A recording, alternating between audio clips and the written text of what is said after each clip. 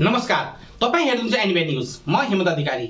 आज हाम्रो माझ सनातन हिन्दू रक्षा मिशनका महासचिव खास तौरमा अहिले खास तौर प्रवासमा र दिल्लीमा पनि जहाँ तक उहाँले काफी हिन्दुत्वको आवाज उठाउनु हुँदै आएको जानामाना चेहरा महेन्द्र केसीजी हाम्रो न्यूज मार्फत तपाईलाई सन्देश दिन हामी बोलाएका छौं र पृथ्वी जयन्तीको 300वां अहिले जो छ वर्ष मनाइदैछ 27 गते पुसको र सरकारसँग बिदाको माग पनि भएको छ। महेन्द्रजी, तपाईलाई एनबी न्यूजमा स्वागत छ। नमस्कार।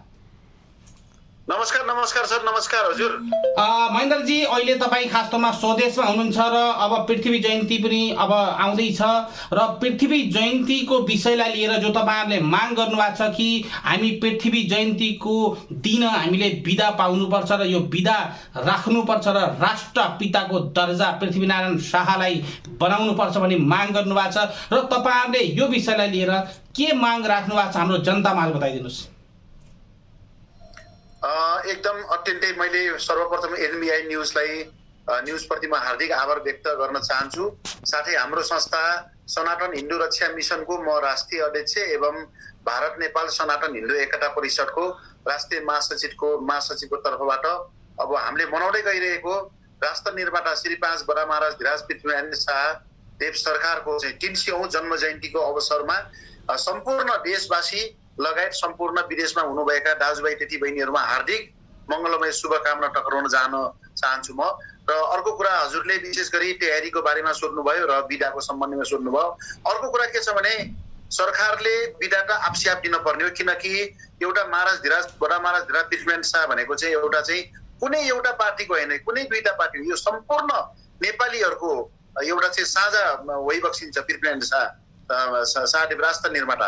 त्यसकारणले हामी बिदा माग्ने पक्षमा छैन, किनभने सरकारले आफैले जानेर यदि राष्ट्रको लागि चाहिँ आफूले चाहिँ राष्ट्रवादी चेहरा देखाउनु छ भने अथवा बडा महाराज धीराज पृथ्वीनारायण शाहप्रति सच्चा रूपमा श्रद्धाञ्जली व्यक्त गर्न सकिन्छ भने वा के छ भने यसमा चाहिँ हजुरको उहाँप्रतिको एउटा चाहिँ आदर भाव हो भने र आफू चाहिँ एउटा चाहिँ राष्ट्र निर्माताप्रति एउटा चाहिँ समर्पित भएको हुनाले हो भने सरकारले निश्चित रूपमा मागको सुनवाई गरेर पनि नगरेर पनि बिदा दिनुपर्ने हुन्छ। र यसमा हामीले बिदा त माग गरेका छैनौं हामीले संस्थाले, किनकि पृथ्वीनारायण शाहदेव सरकार भनेको चाहिँ एउटा हिसाबले राष्ट्र निर्माता भइबक्सिन्छ।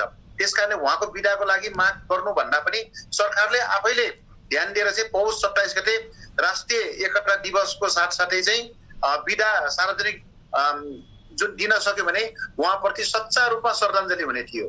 बिल्कुल महेन्द्र केसीजी, तपाईले बिदा मागेका छैनौं र सरकारले आफै यसमा ध्यान आकर्षित भओस् भन्दै अहिले तपाईले न्यूजमा भन्नुभयो।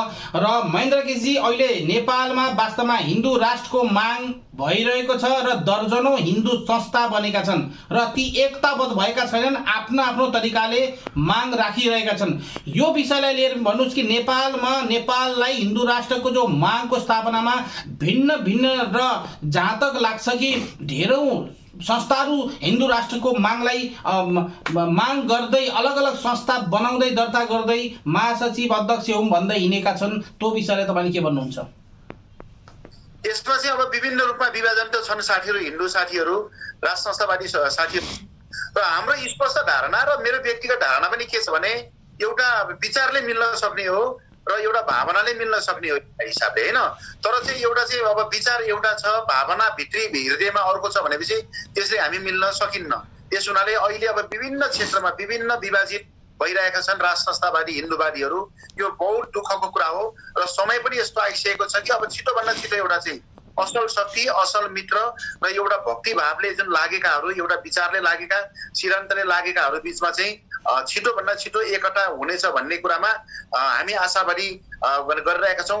यसको लागि हामीले पहल पनि गरिरहेका छौं। विभिन्न क्षेत्रका हिन्दूवादी व्यक्तित्वहरूसँग र हिन्दूवादी संघ संस्थाका साथीहरूसँग हामी भेट्ने पनि काम भएका छौं र उहाँहरूले पनि एउटा हिसाबले एकदम सकारात्मक विचार पनि प्रकट गरिसक्नु भएको छ र छिटोभन्दा छिटो हिन्दूवादीहरूमा राष्ट्र संस्थावादीहरूमा एकता हुने कुरामा हामी विश्वस्त छौं। हजुर महेन्द्रजी, तपाईको वास्तवमा सत्ता पाउनको लालसालाई तपाईले हिन्दुत्वको माग राख्नु भएको छ कि वास्तवमा नेपाल हिन्दू राष्ट्र हुनुपर्छ? त्यो विषयमा बताइदिनुस्।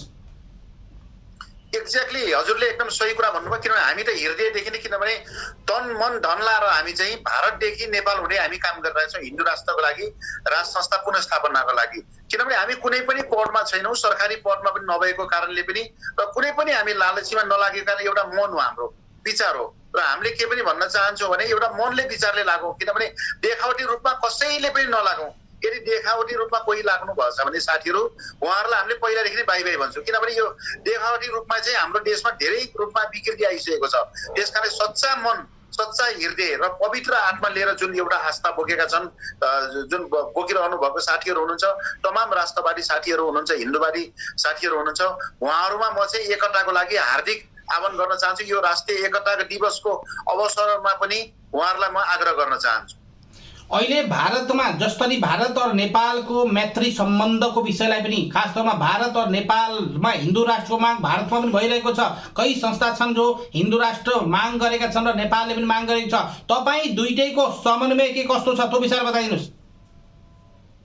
एकदम हेमन्त सर, यसमा के छ भने विशेष गरी भारतमा हामी कैयौं नेपाली जुन हिन्दूहरू जुन हामी छौँ लाखौंको संख्यामा, हामीले चुनावको समयमा पनि भारतीय जनता पार्टी विशेष गरी बीजेपी अनि शिवसेनालाई हामीले साथ सहयोग दिएर हामीले उहाँहरूको पक्षमा हामी लागेका छौँ। किनकि उहाँहरू एउटा हिन्दूवादीको रूपमा चिन्नु भएको हुनाले र हिन्दू विचार बोक्नु भएको हुनाले हामीलाई आशा थियो कि उहाँहरू भोलि सत्तामा नेपालको लागि पनि उहाँहरूले एउटा आवाज उठाउनु हुनेछ र त्यो आवाजले हामीलाई हिन्दू राष्ट्र पुनर्स्थापना हुन मद्दत हुनेछ भन्ने हामीलाई आशा लागेका थियौँ।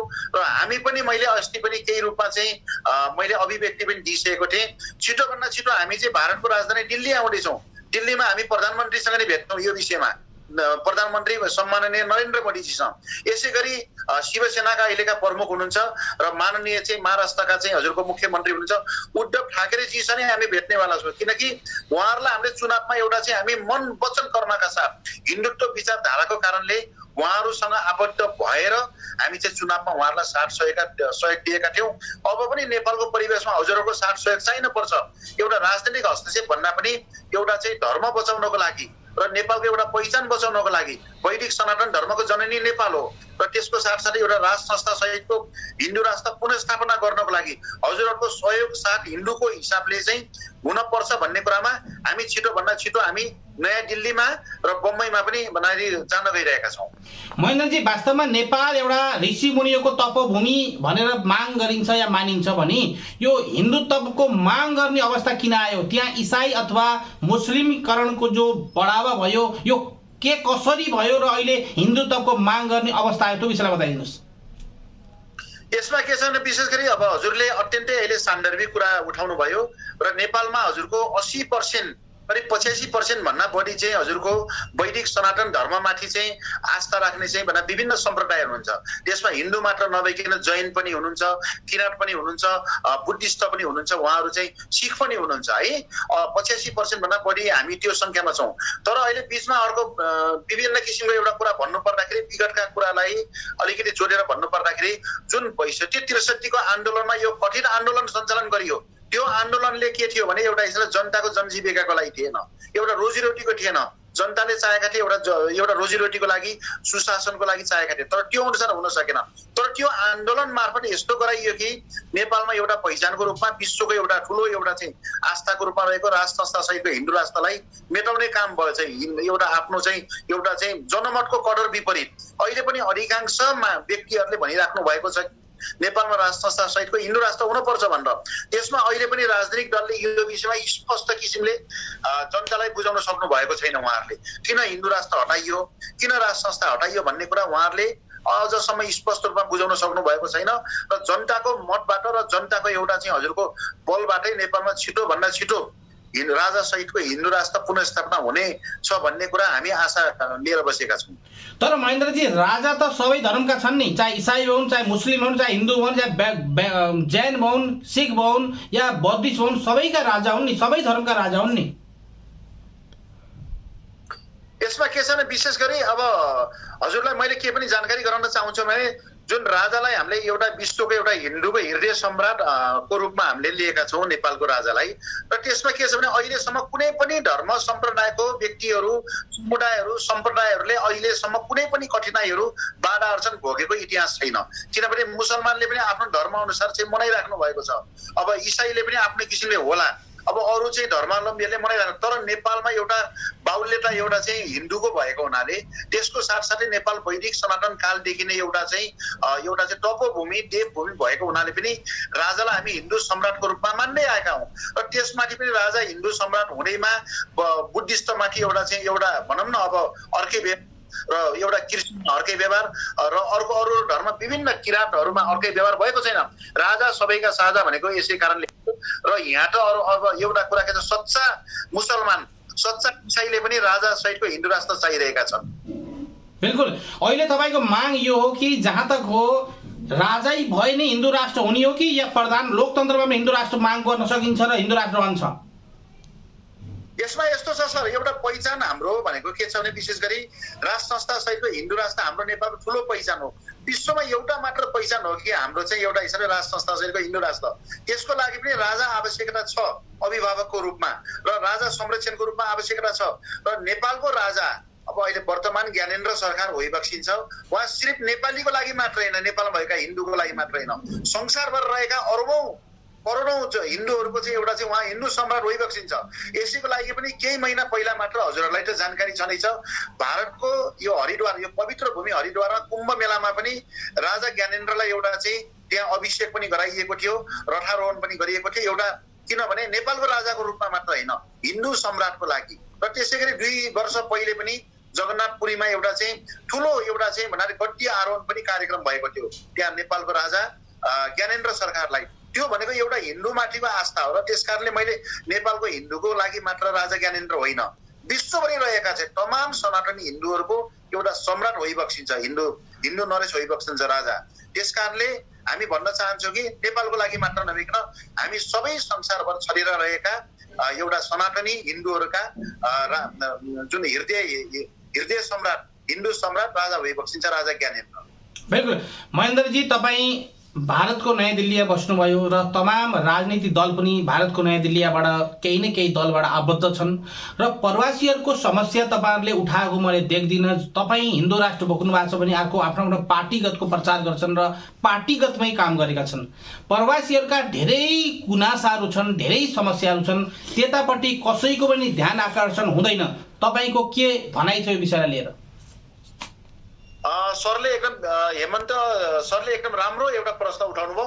किनभने हामी दिल्लीमा छँदाखेरि पनि भारतमा रहँदाखेरि पनि हामी प्रवासीहरूको समस्यालाई कसरी समाधान गर्न सकिन्छ भन्दा हामी पटक पटक नेपाली राजदूतावासमा पनि हामी गएका थियौँ र कैयौँ अब विभिन्न घटनाहरू हुने क्रममा कैयौँ जुन चेलीबेटीहरू बेचिएर चाहिँ भारतमा आउँदाखेरि र कैयौँ एउटा चाहिँ भनौँ न अब यो ठगिएर एउटा चाहिँ वैदेशिक रोजगारको क्रममा ठगेर नेपालदेखि भारतमा आउँदाखेरि पनि हामीले उहाँहरूलाई उद्धार गरेका थियौँ, कैयौँ दाजुभाइ तथा दिदीबहिनीहरूलाई। र हामीले कैयौँ अब त्यो मात्र नभइकन बिरामी भएर बसेकाहरूलाई पनि हामीले त्यसै किसिमले हस्पिटलमा लिएर जाने र औषधि उपचार पनि व्यवस्था गरेका थियौँ। र हजुरलाई मैले एउटा कुरा के पनि एउटा चाहिँ जानकारी गराएँ भने लकडाउनको टाइममा पनि हाम्रो सम्बन्धमा विभिन्न प्रवासमा रहेका सङ्घ संस्थाहरू, नेपाली सङ्घ संस्थाहरूलाई समन्वय गरेर हामीले धेरै ठाउँमा चाहिँ हामीले चाहिँ भोजन वितरण गरेका थियौँ।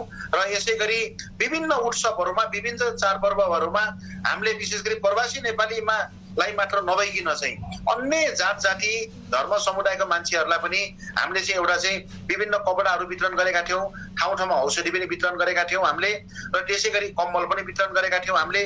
त्यस कारणले हामी प्रवासी जुन प्रवासमा रहेका जुन नेपाली दाजुभाइ तथा दिदीबहिनीहरू हुनुहुन्छ उहाँहरूको समस्याको लागि हामी तटचित्त भएर लागेका थियौँ, अब पनि लाग्नेछौँ हजुर हामी। बिल्कुल। महेन्द्रजी, तपाईँले खास तौरमा एनबिआई न्युजलाई काफी समय दिनुभयो र मैले भारत र नेपालको मित्रता के कस्तो कायम हुनुपर्छ, दुवै देश जातको हिन्दू बाहुबली क्षेत्रको हिन्दू जनसङ्ख्या बढी भएका देशहरू छन् र विश्वमा एउटा पनि हिन्दू राष्ट्र छैन, अरू सबै धर्मका राष्ट्रहरू देखा परेका छन् र हाम्रो नेपाल र भारतको मित्रताको विषयलाई बताइदिनुहोस्। एकदमै एउटा कुरा हजुरले अब के छ भने अब अहिलेसम्म सबै कुरा एउटा महत्त्व रूपमा सरले सोधिराख्नु भएको छ मलाई। यसमा के छ भने नेपाल र भारतको सम्बन्ध भनेको विशेष गरी ठुलो रूपमा महत्त्व छ। हामीले पहिलादेखि नै के भन्दै आएका छौँ भने नेपाल र भारत बीचको सम्बन्ध एउटा चाहिँ धार्मिक र सांस्कृतिक रूपले ठूलो रूपमा महत्त्वपूर्ण छ, राजनीतिक भन्दा पनि। र राजनीतिक भन्दा पनि धार्मिक र सामाजिक रूपमा किन महत्त्व छ भने माता सीताको चाहिँ जन्मभूमि भनेको जनकपुरमा हो। त्यसै गरी भगवान रामको ससुराल पनि जनकपुरमा भएको छ। हाम्रो भारत र नेपाल बीचको एउटा रोटी र बेटीको सम्बन्ध छ। यस कारणले पनि मैले अघि नै एउटा हजुरलाई चाहिँ मैले जानकारी पनि गराइसकेको थिएँ कि मैले हामी नेपालमा जसरी पनि राजा सहितको हिन्दू राष्ट्र पुनर्स्थापना हुनुपर्छ भनेर भारतका सम्माननीय प्रधानमन्त्री ज्यू एवं चाहिँ हामी चाहिँ शिवसेनाका जुन अध्यक्ष हुनुहुन्छ उद्धवजी हुनुहुन्छ चाहिँ जुन अहिले हाल उहाँ चाहिँ महाराष्ट्रको चाहिँ मुख्यमन्त्री पनि हुनुहुन्छ, उहाँहरूलाई ज्ञापन पत्र भेटेर ज्ञापन पत्र दिनेछौँ हामीले चाहिँ। र त्यसको लागि हामी छिटो भन्दा छिटो भारतमा आउँदैछौँ हामी। त्यस कारणले यसले पनि के झल्काउँछ भने नेपाल र भारत भनेको चाहिँ एउटा सामाजिक हिसाबले र अर्को हिसाबले आध्यात्मिक हिसाबले कहिले पनि टाढा छैन। हामी चाहिँ भौगोलिक हिसाबले हामी टाढा छौँ। त्यस कारणले अब सामाजिक हिसाबले, धार्मिक हिसाबले, संस्कृति हिसाबले हामी नजिक छौँ। त्यस कारणले उहाँहरू बीचको चाहिँ जुन हाम्रो सम्बन्ध जुन छ राजनीतिक भन्दा पनि धार्मिक सामाजिक हिसाबले महत्त्वपूर्ण छ भन्दै आएका छौँ हामी। यसै कारणले पनि बिल्कुल हाम्रो चाहिँ बीचमा जहाँ तक हो महेन्द्र केसीजी यहाँ जो छ हाम्रो एनबिआई न्युजलाई काफी व्यस्त हुँदा पनि समय दिनुभयो र हामीले फेरि बोलाउने बाचा सहित उहाँलाई हामीले अहिले बिदा लिन्छौँ। महेन्द्रजी, खास तौरमा हाम्रा एनबिआई दर्शकहरूलाई पनि तपाईँले केही सन्देश दिनुहोस्। विश्वमा रहेका हाम्रा एनबिआई न्युजलाई माया गरेर उहाँलाई चाहिँ छ हामीले बेला बेला उहाँलाई हामीले तपाईँहरूका अन्तर्वार्ताहरू हामीले पेश गरेका हुन्छौँ र उहाँलाई पनि के सन्देश दिनुहोस्। धन्यवाद हेमन्त सर। अब विशेष गरी अब मैले अघि पनि भनिसकेँ सुरुमै, अब हामीले चाहिँ एउटा चाडको रूपमा, एउटा पर्वको रूपमा नेपाल एकीकरणका चाहिँ महानायक श्री 5 बडा महाराज धीराज पृथ्वीनारायण शाहको 300औं जन्म जयन्ती एवं राष्ट्रिय एकता दिवस हामीले मनाउन गइरहेका छौँ। यसको अवसरमा नेपालमा मात्र नभइकन सम्पूर्ण विश्वभरि रहेका तमाम दाजुभाइ दिदीबहिनीहरूमा चाहिँ हामी हार्दिक शुभकामना व्यक्त गर्न चाहन्छौँ र हजुरहरूले पनि आफ्नो घरमा, आफ्नो समुदायमा पनि बडा महाराज धीराजको जन्म जयन्ती मनाउनु हुनेछ भन्ने हामी हार्दिक एउटा चाहिँ आशा व्यक्त गर्न चाहन्छौँ।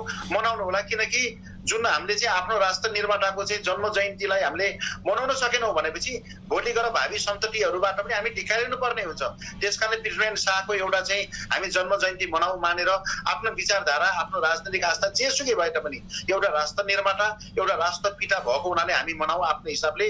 र यसको अवसरमा यो जुन हामीले मनाउन गइरहेको जुन यो 300औं पृथ्वी जयन्ती छ, यसको अवसरमा सम्पूर्ण दाजुभाइ तथा दिदीबहिनीहरूमा म हार्दिक शुभकामना एवं चाहिँ बधाई ज्ञापन गर्न चाहन्छु। हस्त नमस्कार।